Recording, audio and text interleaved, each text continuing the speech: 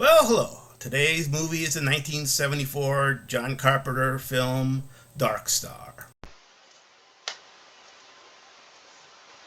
The Dark Star is a ship tasked with destroying unstable planets.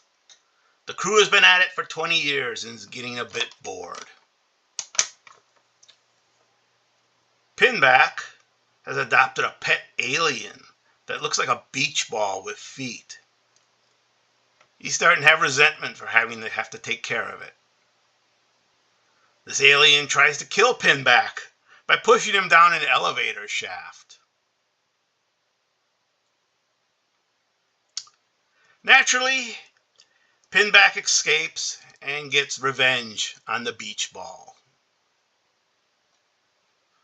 The ship passes through a storm that causes a malfunction in the computer. This sets the bomb to go off prematurely. Lieutenant Doolittle contacts the captain who died in an accident and was cryogenically frozen. Apparently his brain is still active, and he tells Doolittle to talk to the bomb.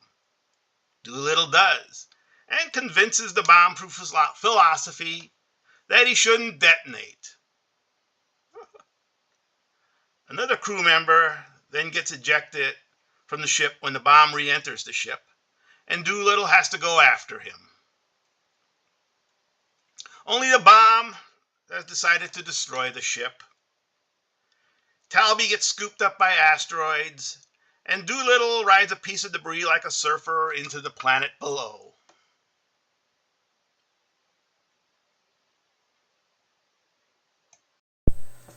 So originally, this film was a student film by John Carpenter and Dan O'Bannon. It was 45 minutes long, but when they tried to enter it into a contest, they found out it was too long. It was only supposed to be 10 minutes. But for some weird reason, they were able to get this expanded. They, through John Landis, got introduced to what is his name? Jack Harris, who was a distributor. And they were able to expand the film and actually get a theatrical release. And, if originally it apparently there was a lot of scenes that were very boring that Jack found boring because they were just like sitting around sleeping or talking. And that had to be cut, and it was replaced by like the kind of the beach ball scene and stuff. It also had to be toned down to a G rating, so you could like see the all these centerfolds that they had on the wall were kind of blurred out. Well, actually, it wasn't a real big success. It played to a lot of empty theaters, and this. But obviously, it has become a cult favorite, and it does kind of a fun movie. Obviously.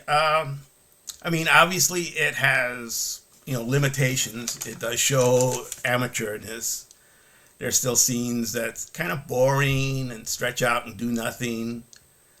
And the film kind of meanders around, but there's still some fun stuff to it. The little beach ball thing. I got this film first, like I came across it late Saturday, many years ago, and started watching it and thought, wow, this is kind of weird. But I was too tired and fell asleep. And then later I, rented it and finally found the whole movie. And it's kind of amusing. It has its moments. Obviously, you could see some stuff that both John Carpenter and Dan O'Bannon were quite talented.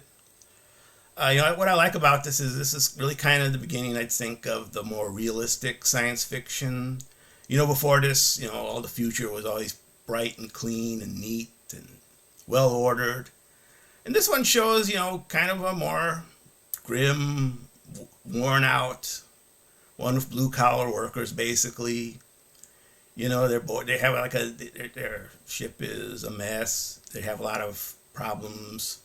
And it's kind of done funny, like, they have to report that, there was a fire that destroyed all their toilet paper. Don't know what they were using then. And, obviously, budget cuts, they can't get, stuff for shielding, for safety reasons.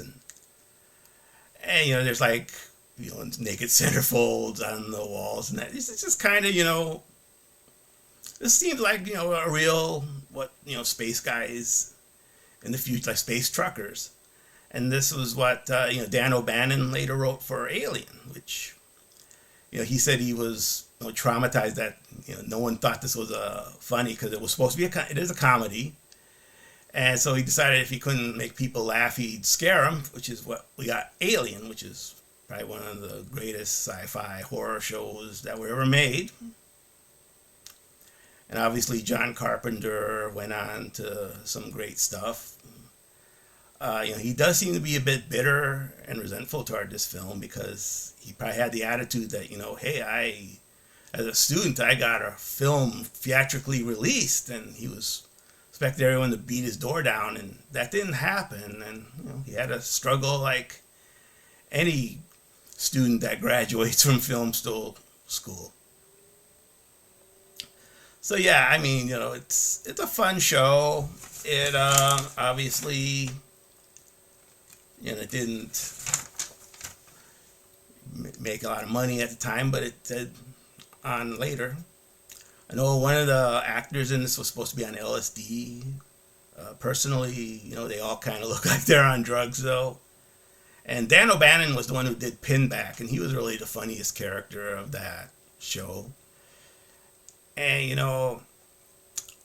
I think that's about really it. And the Benson, Arizona song, I love that. I can't get that out of my mind. It's apparently is a real town in Arizona that one of the people involved in this film had a car trouble while going home for Thanksgiving and had to stop there. And the city apparently named the street after Dark Star Avenue, as a nod to them, giving them their claim to fame in the world. So, it's a fun show. Not really great, but considering how it was made and what it was, it's pretty good. And so if you stuck with me this long, then thanks a lot, because you're a unique individual.